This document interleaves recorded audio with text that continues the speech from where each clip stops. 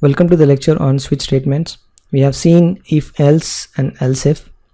So we'll convert this if else and else if statements to switch statements. So we'll see what is switch statements and how it looks like, and we'll try to convert the previous if statements to switch statements.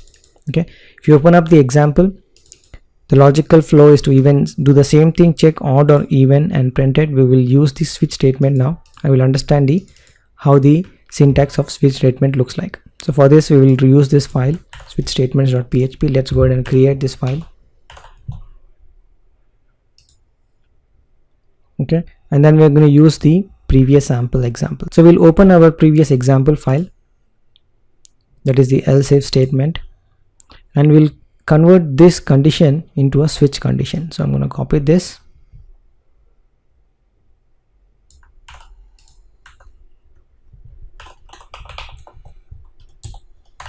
We'll convert this if statement into the switch statement, and we'll see how to use the switch statement syntax.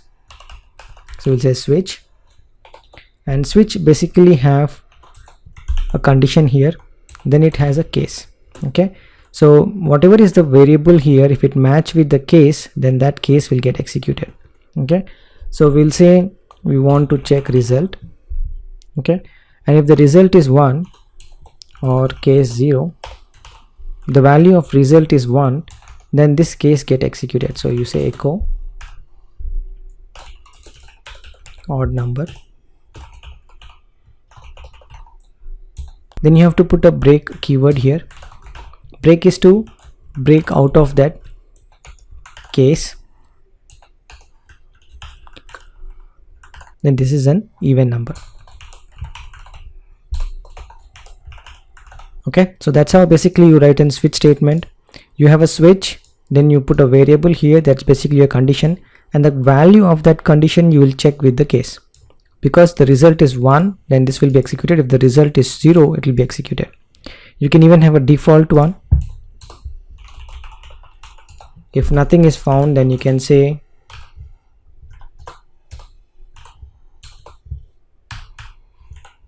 invalid input, right?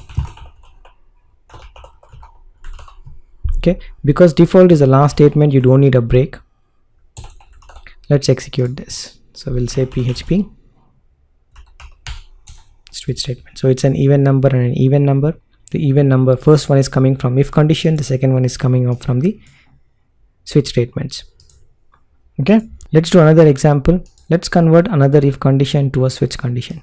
So we'll copy this over.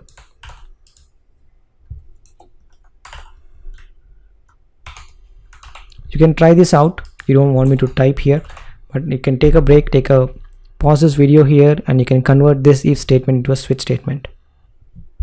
Okay, so let me do it. So I'll say switch true. I'm going to show you one more way of how to use the switch. You can always put the variable here and check it, but you can always do like this as well.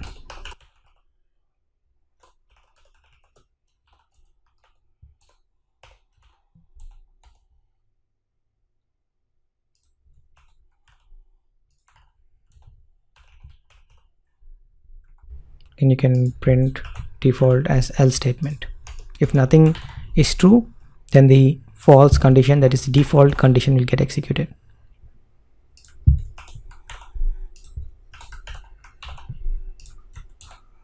Okay, so the number equal to 10. Okay, so it's the same condition executed twice because of the if and because of the switch statement. Okay, let's do a final one. Let's do a string based condition, switch condition now. Okay, let's say you have a weekday, which is a Friday. Let's say the weekday is Friday today, and then you want to check that condition. So you will say switch weekday, and you'll say case, is it Monday? Or you can type all those things, but I'm just showing you the condition here. You should always put breaks here.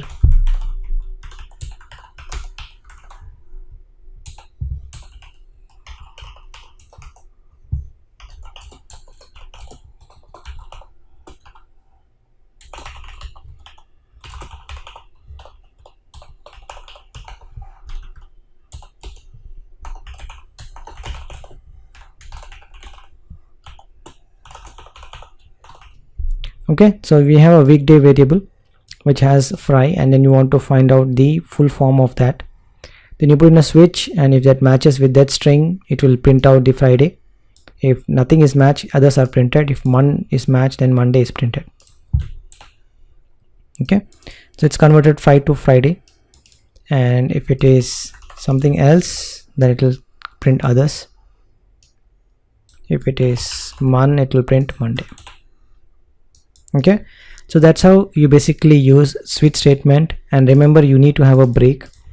Let's say you don't have a break and you're executing for Monday, so after Monday even Friday will get executed. Okay, because it just continued down the flow. And let's say you don't have the break here as well, so all three will get executed. So you want to break it out, so you say break,